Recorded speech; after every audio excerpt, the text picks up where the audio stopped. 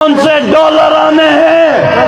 40 سال تو افغانیوں کا خون بیچا ہے ہم نے. کیا ہم نے ایک ہمیشہ سے ایک بے غیرت قوم بن کے جینا ہے؟ تمہیں ادھر مفت میں نہیں پالا ہم نے, تمہیں جنازوں کی طرح کرسیوں میں ہم نے نہیں رکھا ہے. تم جس کے ساتھ کھڑے ہو بابا ہمیں پتا ہے تم 2 نمبر ہو, تم باپ پارٹی والے ہو, ہمیں پتا ہے. جب اپنے بے غیرت بنے, اپنے جو ہے بڑے ایوانوں کے دلال بنے, دکھ اس وقت ہوتا ہے ان عدالتوں کی ہے جہاں سے انصاف اٹھ چکا ہے. 3 مہینے میں الیکشنز ہونے ہیں, سپریم کورٹ کی بنیادی ذمہ داری اس آئین کا تحفظ. 15 لاکھ تنخواہ لینے والے ججز گراؤنڈ بیٹھ کے, شرم ان کو نہیں آتی, یہ بیٹھے ہوئے. تو میں کہنا چاہ رہا ہوں کہ ہمارے دل بڑے چھلنی ہیں. بھٹو کو پھانسی لگی تو 2 سال بعد ہمیں پتہ چلا کیوں پھانسی ہوئی, افغانستان کا معاملہ ہوا. آج میری چھٹی اس کہہ رہی ہے یہ خان کو ایسے ہی نہیں ہٹایا گیا, مسلمانوں کی آواز دبائی گئی ہے. یہ جو فٹے پہ رکھ کے مشرق وسطیٰ کی تقسیم ہوئی تھی, شاید اس کی تقسیم دوبارہ کرنے کا عالمی طاقتوں کا کوئی منصوبہ ہے. تم بے غیرت ہو,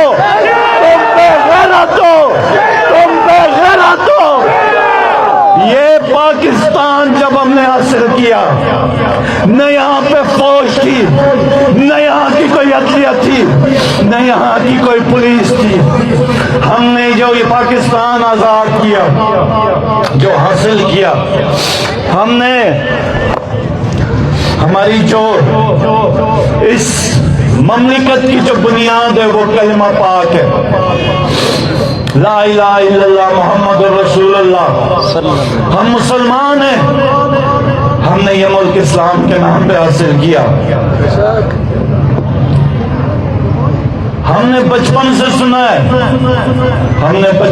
سنا ہے کہ جب تم سو رہے ہو یا کوئی سو رہا ہے اور اس کے پاؤں خانہ کعبہ کی طرف ہیں تو اس کو جگاؤ, لیکن اگر اس کے پاؤں قبلہ اول کی طرف ہیں تو اس کے پاؤں کاٹ دو.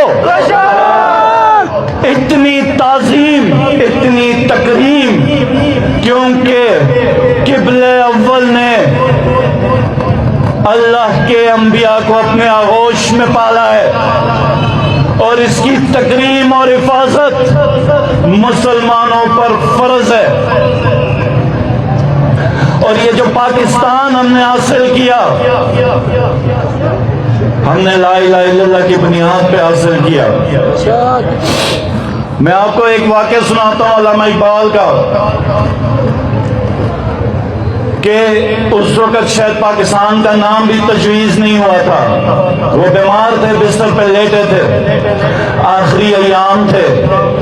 کسی نے اس نوزائندہ مملکت کے اوپر کو بات کی تو جلال سے کھڑے ہوئے, بستر پہ اٹھ بیٹھے اور کہا کہ اللہ کی قسم یہ جو مملکت بننے جا رہی ہے, یہ جو پاکستان بننے جا رہا ہے, یہ اسلام کا غرناطہ ہوگا. یہ غرناطہ کیا تھا؟ اسپین میں مسلمانوں کی 9 سال حکومت رہی, 900 سال. آج وہاں پہ آپ کو کوئی مسلمان نہیں ملے گا. وہ 900 سال کے بعد جب سلطنت ہاتھ سے جانے لگی, قلعے پہ قلعے فتوحات ہو رہے تھے دشمنوں کے, تو پھر بھی اسپین میں مسلمانوں کی جو اکڑ تھی وہ قائم تھی جب تک غرناطہ قائم تھا. جب غرناطہ گر گیا تو اسپین گر گیا.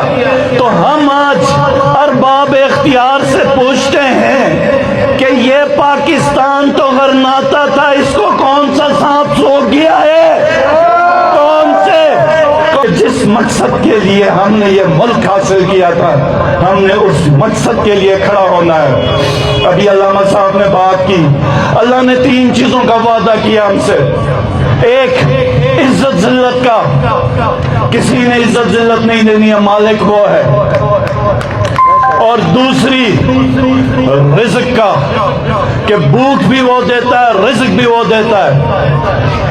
بڑے بڑے مالدار کو دیکھا ہے، بادشاہوں کو دیکھا ہے، وہ پیسہ ہو تو بھی رزق ان کے نصیب میں نہیں ہوتا، بنڈی کھا کے گزارا کر رہے ہوتے ہیں، اور کئی دفعہ بنڈی بھی ان کو نہیں ملتی، تو رزق بھی اس کے ہاتھ میں، اور زندگی اور موت بھی اس کے ہاتھ میں۔ تو پھر ہم کیوں غم کر رہے ہیں؟ تو ہم پھر کیوں ڈر رہے ہیں؟ کس چیز کی پریشانی ہے؟ یہ ملک تو اللہ اور اس کے رسول کا فیض ہے، اس ملک کی حفاظت، اس کی ملک کی حفاظت۔ یقین کریں، مجھ سے اگر کوئی پوچھے کہ آج مجھے کہے، یا میرا بچہ مجھ سے پوچھے کہ ابو تم معجزہ دکھاؤ تمہیں نظر آ رہا ہے، میں کہوں بیٹا یہ ملک ہی دیکھ لو، یہ معجزہ ہے، یہ جو چل رہا ہے یہ اللہ اور اس کے حبیب کا فیض ہے۔ یہ کچھ سمجھتا ہے کہ اس ملک کو اس نے بچا کے رکھا ہے، وہ بے وقوفوں کی جنت میں۔ یہ ملک اللہ اور اس کے حبیب کا فیض ہے۔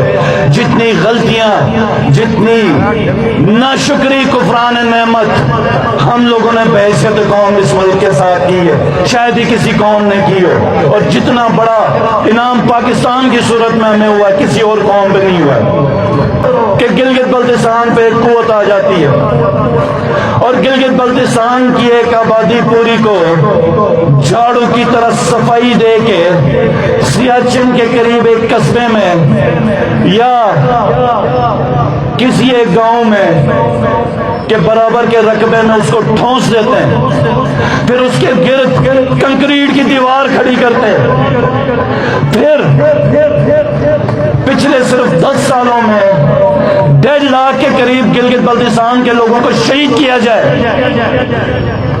تو ظلم اندازہ پتہ چل رہا ہے کہ کیا ہو رہا ہے، یہ ہو رہا ہے۔ اور پھر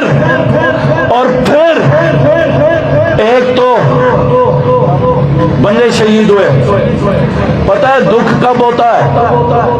دکھ اس وقت ہوتا ہے کہ جب بندے بھی تمہارے مرے اور دہشت گرد بھی تمہیں کہا جائے دنیا میں، اور پھر اس سے بھی بڑا دکھ اس وقت ہوتا ہے جب اپنے بے غیرت بنے اور حق میں بات نہ کرے۔